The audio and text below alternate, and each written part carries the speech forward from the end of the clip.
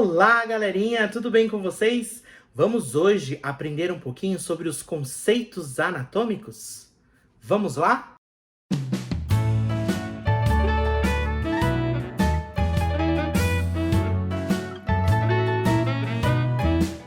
Olá, pessoal! Vamos lá ver hoje a nossa aula sobre conceitos anatômicos.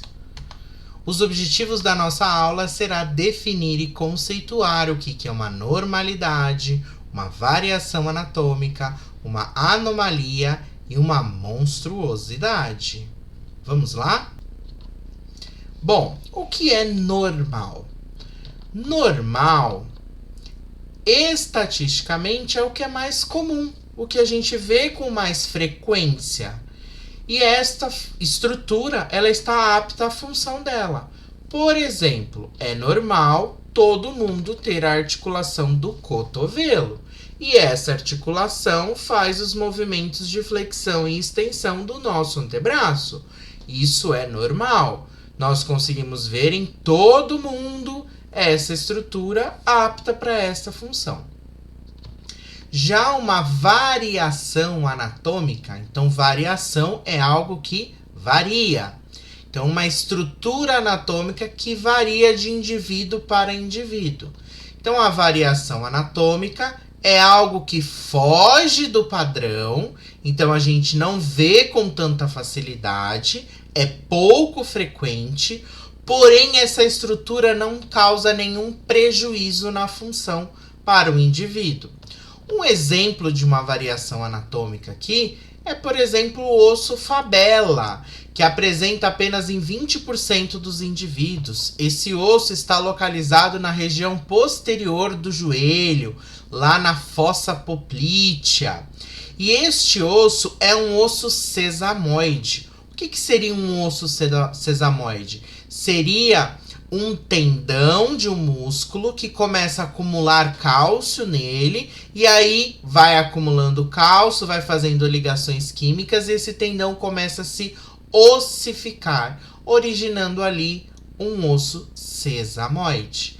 Aqui um exemplo de um osso sesamoide, que é uma variação anatômica, é a nossa fabela. Temos outros exemplos de variação anatômica, sim.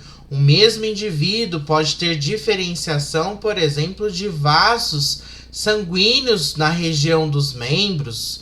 Por exemplo, eu sou canhoto, então significa que nessa região do braço eu posso apresentar uma maior quantidade de veias do que essa região do outro braço, que eu posso ter menos quantidade de veias ou de vasos, artérias diferenciadas. Isso é uma variação anatômica. Algo pouco frequente, que não aparece em todo mundo, mas não está causando nenhum prejuízo a mim. Ok? Bom, temos fatores ligados a essa variação anatômica. Por exemplo, fator de idade.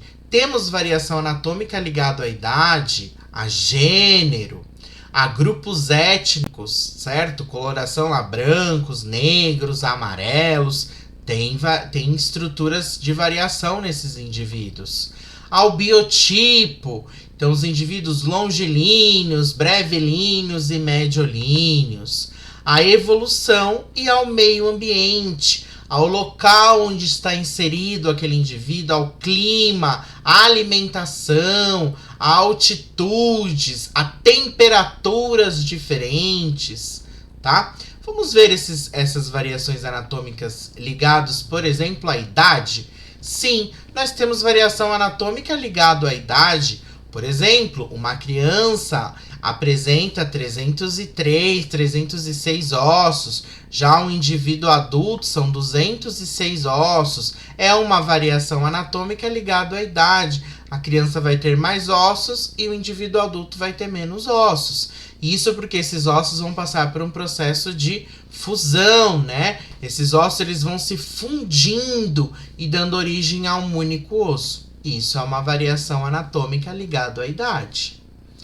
Temos uma variação anatômica ligada a gênero, masculino e feminino. Sim, se a gente for olhar, por exemplo, o homem, a musculatura do homem ele é muito maior do que a musculatura da mulher.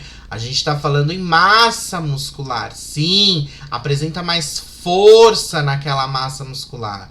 O osso masculino, ele é muito mais rígido, muito mais resistente, mais grosseiro. O osso feminino, ele é um pouco mais delicado, tá? São variações anatômicas, por exemplo, ligadas a gênero. O quadril da mulher, ele é mais largo, o quadril do homem, ele é mais estreito.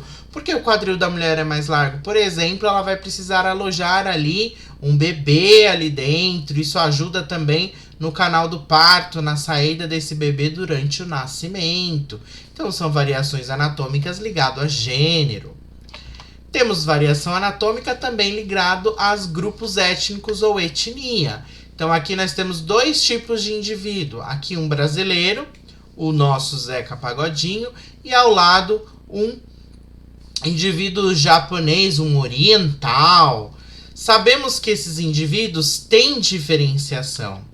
A gente sabe que a nossa cultura, né, a cultura brasileira é diferente da cultura oriental. E os orientais, eles têm uma diferenciação principalmente em uma enzima chamada enzima alco-desidrogenase. Os orientais têm baixas concentrações dessa enzima. Então significa que o metabolismo do álcool nesses indivíduos, ele demora mais tempo para ser metabolizado. Então o indivíduo, ele fica alcoolizado com uma maior facilidade. Diferente da cultura brasileira, que nós temos uma miscigenação, né, de pessoas, uma miscigenação de etnias. Então nós temos uma concentração considerável dessa enzima e não ficamos alcoolizados com muita facilidade. E isso é uma variação anatômica, por exemplo, ligada a grupos étnicos. Temos uma variação anatômica ligada ao biotipo do indivíduo, sim. Patrimônios genéticos desse indivíduo, como por exemplo, os indivíduos longilíneos, aquele indivíduo magro, a cabeça afilada, o pescoço longo, o tórax longo, os membros são longos desse indivíduo. Eles apresentam os ossos, então, um pouco mais longo. Se você comparar com o indivíduo brevilíneo, aquele indivíduo mais gordinho, mais baixinho, o pescoço mais curto, o tórax dele mais largo, os membros são mais curtos em relação ao tronco, né, ao corpo desse indivíduo. E, por último, os indivíduos mediolíneos, que vão apresentar essas características intermédias entre os longilíneos e os brevilíneos. Vamos olhar numa imagem para ficar um pouco mais claro.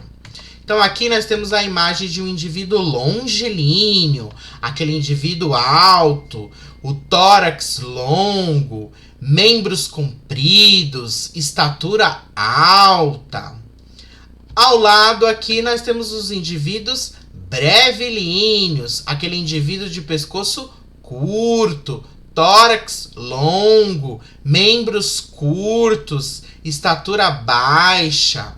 E aqui ao meio nós vamos ter os indivíduos mediolíneos, onde vão apresentar essas características intermediárias. Outro fator da variação anatômica é a evolução. A evolução, sim, nós temos mudanças na civilização para adaptações anatomofuncionais. Como assim? Lembra lá dos homens da caverna que apresentavam, por exemplo, os caninos mais avantajados? Por quê? Porque eles precisavam rasgar o alimento. E outra, o trato digestório desses indivíduos eram completamente diferentes do nosso. Eles não faziam o quê? Não cozinhavam a carne, porque naquela época não tinham fogo. Então comiam a carne crua. Então o sistema digestório tinha que ficar totalmente adaptado a esta função. É uma variação anatômica ligada ao processo evolutivo. Temos variação anatômica também ligada ao meio ambiente. Por exemplo, aqui ó, nós estamos vendo as senhorinhas ali, lá no Polo Norte. Então, os famosos esquimós. Nesta região, neste ambiente, temos uma temperatura muito baixa e extrema. Tem grande quantidade de alimento neste local? Não. Então, esse indivíduo ele vai precisar procurar um local para se alojar, né? por causa dessas baixas temperaturas, e também nós vamos ter falta de alimento. Então esses indivíduos vão precisar se alimentar, por exemplo, de estruturas, né, de animais, de alimentos que apresentem uma reserva. Então por isso que eles vão comer grande quantidade de peixes gordurosos, para manter uma reserva dentro do corpo deles, porque eles não vão ter alimentos com muita frequência nessa região. É uma variação anatômica relacionada ao meio ambiente. Bom, outro termo e conceito importante é o que é uma anomalia. A anomalia é algo pouco frequente, então a gente não vê com facilidade, mas essa alteração ela traz prejuízo na função, porém ainda é compatível com a vida. Os exemplos de anomalia que nós vamos ter, temos a polidactilia, a costela supranumerária e a fenda palatina lateral. Bom, vamos ver cada uma delas. Então, polidactilia. Poli, muitos. Dáctilos são dedos. Então, são indivíduos que apresentam uma quantidade de dedos fora do padrão normal. E isso vai causar algum prejuízo? Sim, vai causar um prejuízo para esse indivíduo. Por exemplo, nessa imagem que nós estamos vendo aqui, esse indivíduo com essa quantidade de dedos nos membros inferiores vai dificultar a marcha desse indivíduo, vai dificultar encontrar algum calçado para este indivíduo, então está causando prejuízo na função. Outro exemplo são as costelas supranumerárias, ou também chamadas de costelas cervicais. Essas costelas, gente, elas aparecem então na região do pescoço, tá? E o que ela causa prejuízo? A gente sabe aqui que na região do pescoço a gente tem uma quantidade de nervos que vai vir para os membros superiores, que a gente chama de plexo braquial. Essa costela, ela vai pressionar esse plexo braquial, e também nós temos aqui a estrutura de vaso sanguíneo para o membro superior. Então, aqui a artéria subclávia, onde essa costela ela vai pressionar essa artéria subclávia, dificultando a passagem de sangue para os membros superiores desse indivíduo. Com isso, esse indivíduo vai ter uma parestesia, um formigamento nesse membro por falta de oxigenação e também a inervação, né? Porque a costela está apertando os nervos que vêm vindo para este local. E esta variação, ela aparece em 1 a cada 400 pessoas. Então, é uma anomalia, né?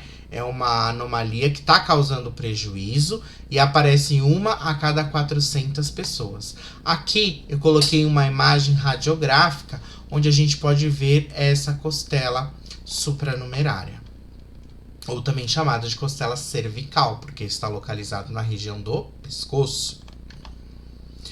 E a outra anomalia é a fenda palatina lateral, também conhecida popularmente como lábio leporino.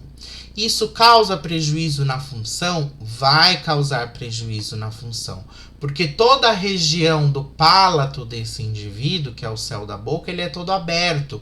Isso quando o bebê for se alimentar, sugar o leite da mãe, este alimento ele pode subir para a região do nariz do bebê. Então isso está causando um prejuízo funcional. Monstruosidade, um outro termo anatômico utilizado, é algo também pouco frequente, causa prejuízo na função, mas é incompatível com a vida, geralmente é letal. Os exemplos que a gente tem é a anencefalia e a ciclopia. Bom, anencefalia. Sempre que vocês ouvirem a palavra significa ausência ou não tem. Cefalia lembra do encéfalo, né? Encefalia lembra do encéfalo. Então, anencefalia é uma pessoa nascer sem o encéfalo, tá? Então, aqui nós temos essa estrutura, né? O cérebro ali da pessoa. Então, a criança nascer sem o cérebro.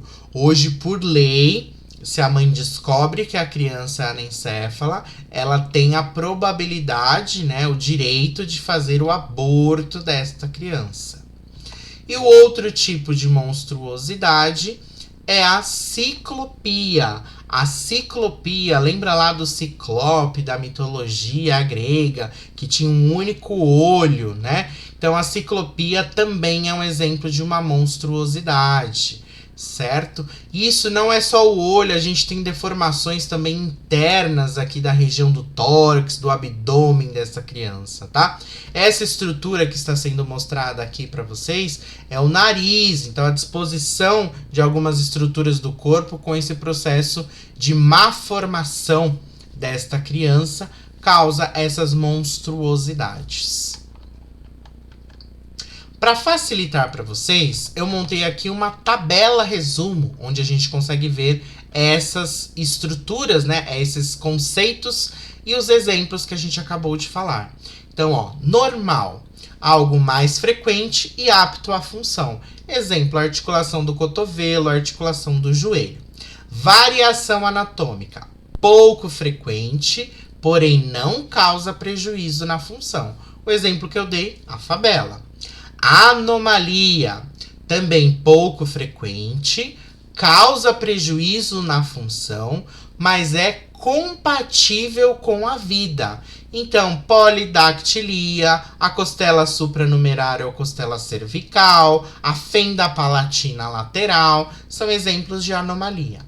Monstruosidade, pouco frequente, causa prejuízo na função, mas é incompatível com a vida. Um exemplo, a anencefalia e a ciclopia.